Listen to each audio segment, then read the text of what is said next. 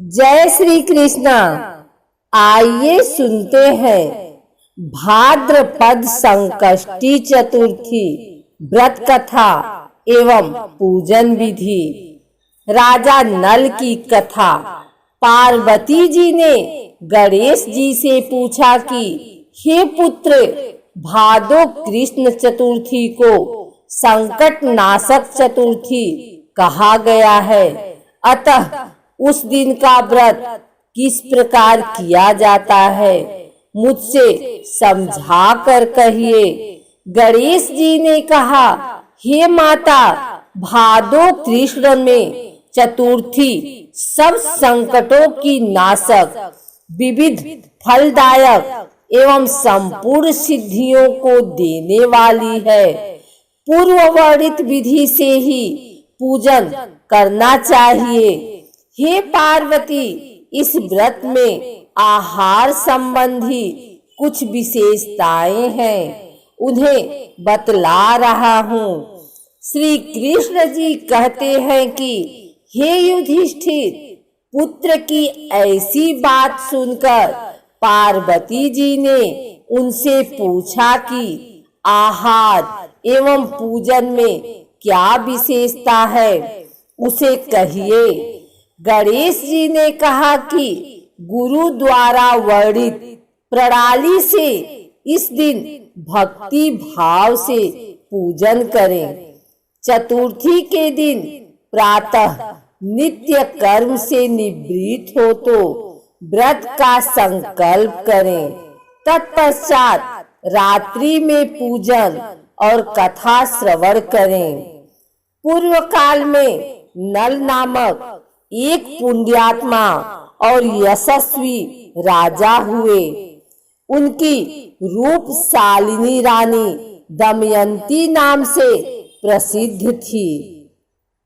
एक बार उन्हें श्रापग्रस्त होकर राजच्युत होना पड़ा और रानी के वियोग में कष्ट सहना पड़ा। तब उनकी रानी दमयंती ने इस सर्वोत्तम व्रत को किया। पार्वती जी ने पूछा कि हे पुत्र, दमयंती ने किस विधि से इस व्रत को किया और किस प्रकार व्रत के प्रभाव से 3 महीने के अंदर ही उन्हें अपने पति से मिलने का संयोग प्राप्त हुआ। इन सब बातों को आप बतलाइए। श्री कृष्ण जी ने कहा कि हे युधिष्ठिर, पार्वती जी के ऐसा पूछने पर बुद्धि के भंडार गणेश जी ने जैसा उत्तर दिया उसे मैं कह रहा हूँ, आप सुनिए। श्री गणेश जी कहते हैं कि हे माता, राजा नल को बड़ी बड़ी आपदाओं का सामना करना पड़ा।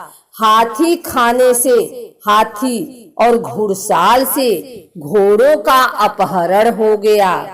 डाकुओं ने राजकोष लूट लिया और अग्नि की ज्वालाओं में घिरकर उनका माल भस्मात हो गया। राज्य को नष्ट करने वाले मंत्री लोगों ने भी उनका साथ छोड़ दिया। राजा जुए में सर्वस्व गवा बैठे। उनकी राजधानी भी उनके हाथ से निकल गई। सभी ओर से निराश और असहाय होकर राजा नल वन में चले गए। वन में रहते समय उन्हें दमयंती के साथ अनेक कष्ट झेलने पड़े। इतना ही नहीं, उनका और उनकी रानी से भी वियोग हो गया। तत्पश्चात राजा किसी नगर में काम करने लगा। रानी किसी दूसरे नगर में रहने लगी तथा राजकुमार भी अन्यत्र नौकरी करने लगा। जो किसी समय रानी और राजपुत्र कहे जाते थे, वे ही अब भिक्षा मांगने लगे। तरह तरह के रोगों से पीड़ित होकर, एक दूसरे से विलग होकर कर्म फल को भोगते हुए दिन बिताने लगे।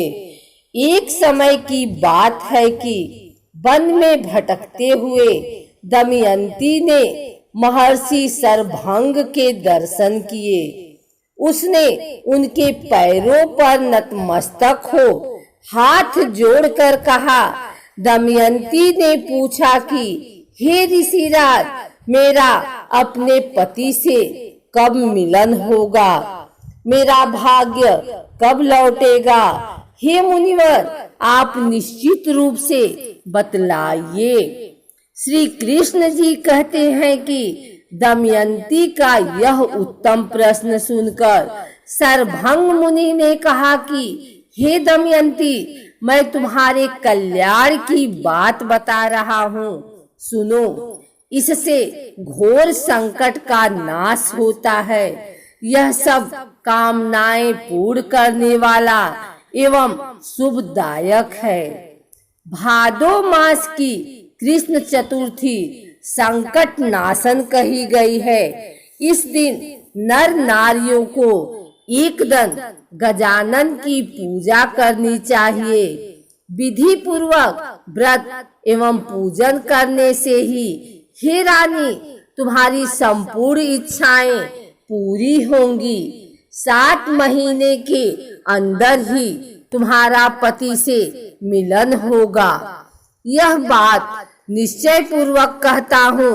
गणेश जी कहते हैं कि शरभंग मुनि का ऐसा आदेश पाकर दमयंती ने भादो की संकट नाशनी चतुर्थी व्रत प्रारंभ किया और तभी से बराबर प्रति मास गणेश जी का पूजन करने लगी। 7 ही महीने में हे राजन, इस उत्तम व्रत को करने से उसे पति, राज्य, पुत्र और पूर्वकालीन वैभव आदि की प्राप्ति हो गई।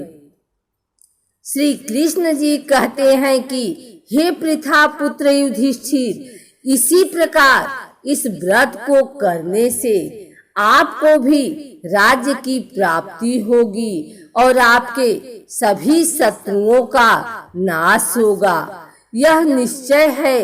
हे राजन, इस प्रकार मैंने सभी व्रतों में उत्तम व्रत का वर्णन किया है। यह सब कष्टों का नाश करता हुआ आपके भाग्य की वृद्धि करेगा। प्रातः काल उठकर नित्य कर्म से निवृत्त हो स्नान कर शुद्ध होकर स्वच्छ वस्त्र धारण करें। श्री गणेश जी का पूजन पंचोपचार धूप, दीप, नैवेद्य, अक्षत, फूल विधि से करें। इसके बाद हाथ में जल तथा दुर्वा लेकर मन ही मन श्री गणेश का ध्यान करें। अब कलश में जल भरकर उसमें गंगा जल मिलाएं। कलश में दुर्वा, सिक्के, साबुत, हल्दी रखें। उसके बाद लाल कपड़े से कलश का मुख बांध दें। कलश पर गणेश जी की प्रतिमा स्थापित करें। पूरे दिन श्री गणेश जी का ध्यान करें एवं स्नान प्रदोष काल में और कर लें। स्नान के बाद श्री गणेश जी के सामने सभी पूजन सामग्री के साथ बैठ जाएं। विधि विधान से गणेश जी का पूजन करें, वस्त्र अर्पित करें, नैवेद्य के रूप में मोदक अर्पित करें। चंद्रमा के उदय होने पर चंद्रमा की पूजा कर अर्घ अर्पण करें।